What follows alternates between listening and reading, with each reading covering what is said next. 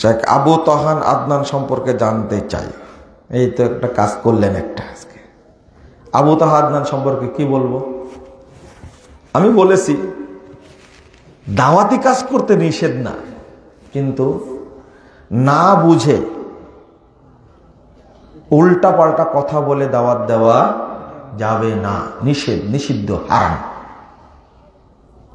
কিন্তু না বুঝে যে কথাগুলো বলছে, যেগুলো বলে সব আকীদা সম্পর্কেই বলে, অথচ সে আকীদা সম্পর্কে কিছুই জানে না।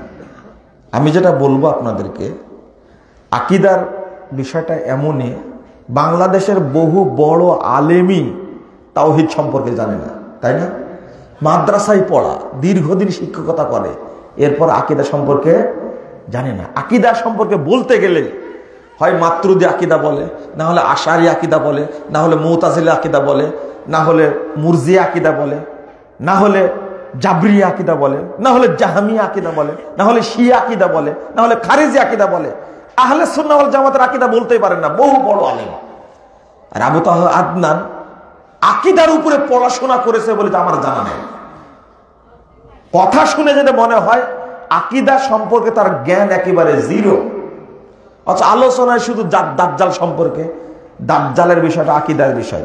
আলোচনায় শুধু হলো কিয়ামত সম্পর্কে, কিয়ামতের বিষয়টা আকীদার বিষয়। আলোচনায় হলো ইমাম মাহদী সম্পর্কে, এটা হলো আকীদার বিষয়। অথচ আকীদার সম্পর্কে তার পড়াশোনা নেই। আমি এর আগেই বলেছি, এই কথাগুলো বর্জন করে যেগুলো সহিহ হাদিস ভিত্তিক আলোচনা, বুঝে আলোচনা করার নসিহত আমি করেছি, এখনো করছি। আমার সাথে দেখা হয়নি, দেখা হলে আমি বলবো, তবে তার আলোচনা আপনারা শুনবেন না। কথা মনে থাকবে? আমি আগেই বলি, যার মানহাজ ঠিক না, ও যত বড়ই পণ্ডিত হোক না কেন, তার আলোচনা শোনা যাবে না। ও আহলে হাদিস হলেও শোনা যাবে না। কথা কি বুঝতে পারলেন?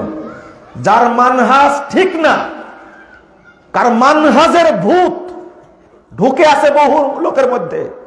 তুমি জোরে আমিন বলো, রফুল আয়দান করো, আহলে হাদিস বলে দাবি করো, কিন্তু তোমার ভিতরে শিয়াদের মহব্বত রয়েছে, তোমার মানহাজ ঠিক না। বুঝেননি কথা? জোরে আমিন বলে, রফুল আয়দান করে, আহলে হাদিস বলে পরিচয় দেয়, কিন্তু তালেবানদেরকে মনে করে এরাই হলো বীর মুজাহিদ, এরাই হলো ইমাম মাহাদির ছাত্র। তোমার আকীদা ভালো না, তুমি তওবা করো, এর মানহাজ ঠিক না। কথা কি বুঝতে পারলেন? কথা পরিষ্কার করেন আগে।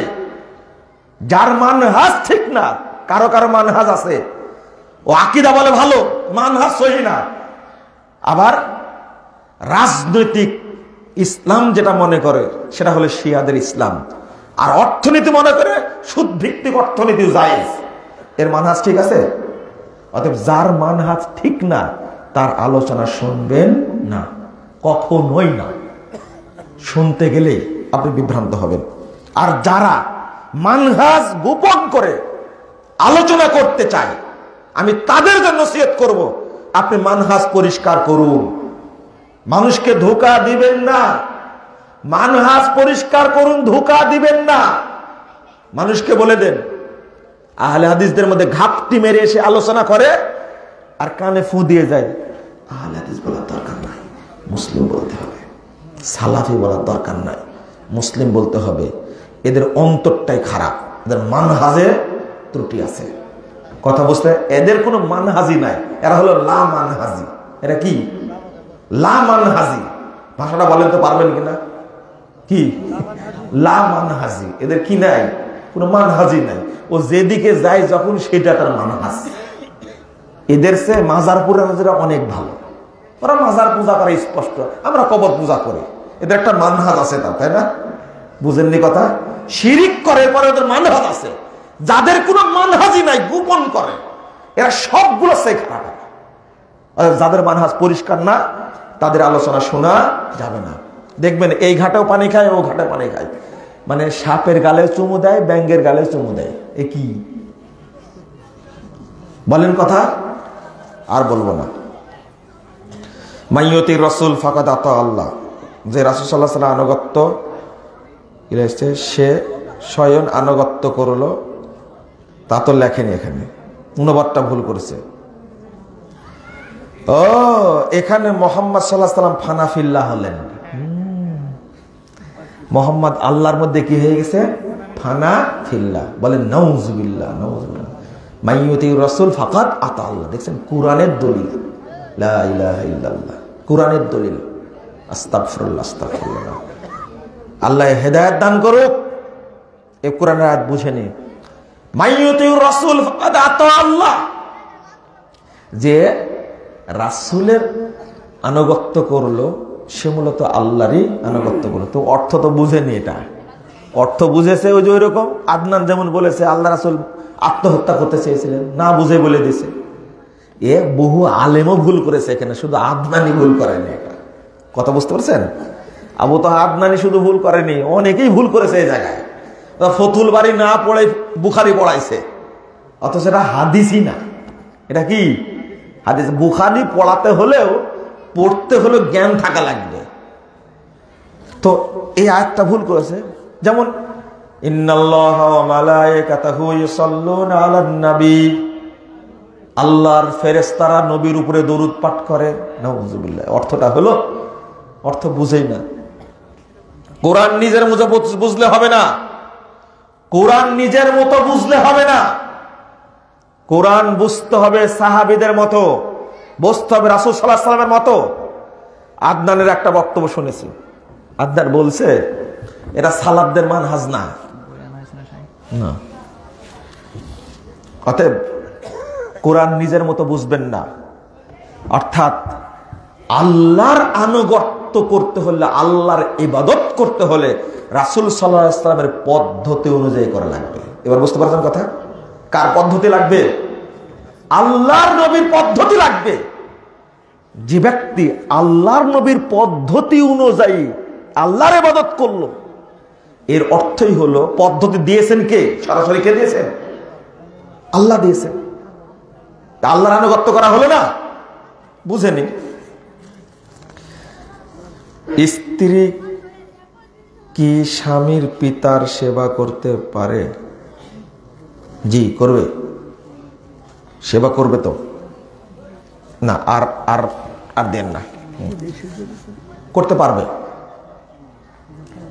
তবে এখানে একটা জিনিস, স্ত্রী তার নিজের বাপের সেবা করতে চাইলে তার স্বামীর অনুমতি লাগবে।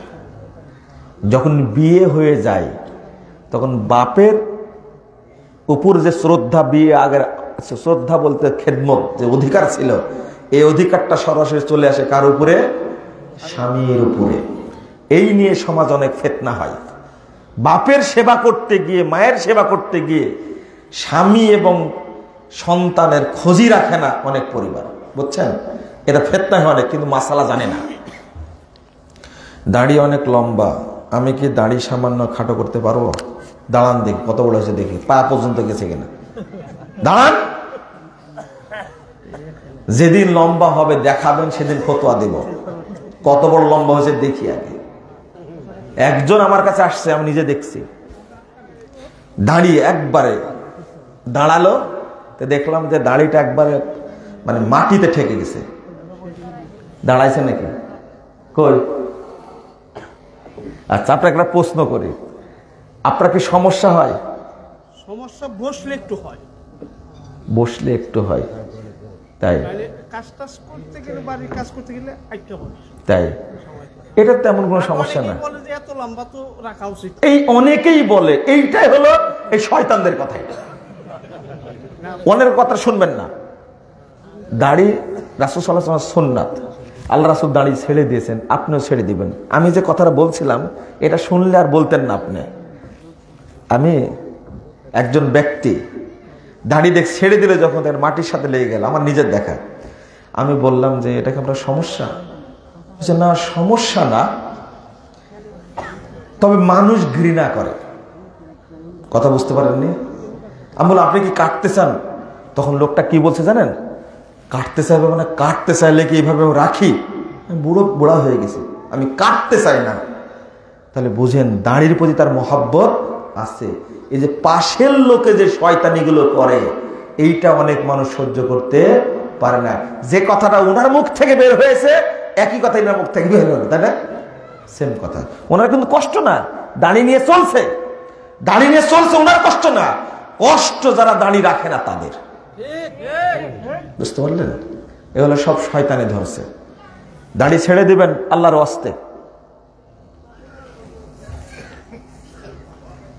একটা সুন্নাতি যাবে কবরে, সেটা কি? আরে আপনি কি পছন্দ করেন যে এই অবস্থায় আল্লাহ রাসূলের সামনে উঠবো? পছন্দ করেন? আল্লাহ তুমি কবুল করো। যেভাবে মারা যাবে রাসূলের সামনে সে সেইভাবেই উঠবে। হাদিসে আসছে ইহরাম অবস্থায় যে মারা যাবে ওই ইহরামের কাপড় দিয়ে তাকে কাফন পরায় দেবে, মাথাটা ঢাকবে না, মাথাটা খোলা থাকবে। কাফন পরার কবর দেওয়ার সময় মাথা ঢাকা থাকে না মাইয়েতের? যারা ইহরাম অবস্থায় মারা যায় তাদের মাথা ঢাকতে হয় না। আল্লাহ রাসূল বলছেন কাল কিয়ামতের মাঠে তারা এভাবেই উঠবে এবং তালবিয়া পড়তে পড়তে যাবে কিয়ামতের মাঠে। আল্লাহ যেন আমাদের ভিতরে সুন্নাতের প্রতি মহব্বত সৃষ্টি করে দেন, আমিন।